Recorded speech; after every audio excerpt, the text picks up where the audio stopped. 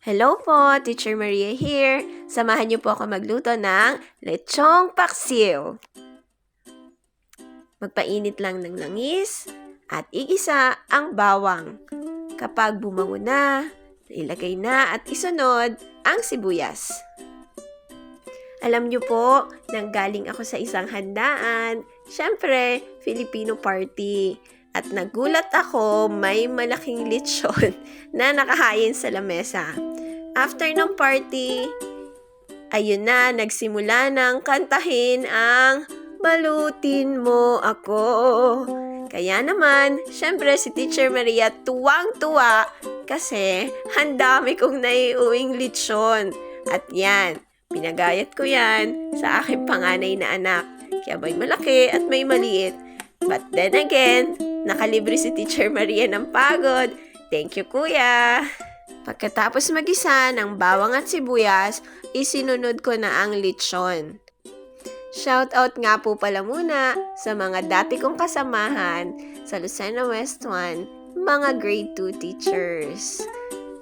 Kaway-kaway muna dyan sa aking naging master teacher, Ma'am Jing, at sa aking kapitbahay, si Ma'am Michelle.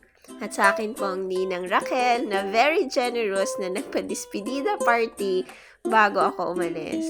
Hello po sa inyo! Nang nagisa na ng konti ang aking lechon, nilagyan ko na ng patis. Sinunod ko na ang pamintang buo at ang dahon ng laurel. Alam nyo si Teacher Maria, hindi naman talaga ako professional cook. Pero mahilig ako magluto. Kaya ang luto ko sometimes pacham, sometimes super sarap din naman. Sunod na natin ang sarsa ng lechon. Siyempre nag-uwi din ako, hindi lang basta lechon lang, may sarsa din. At siyempre saidin natin yung sarsa, lagyan natin ng konting tubig.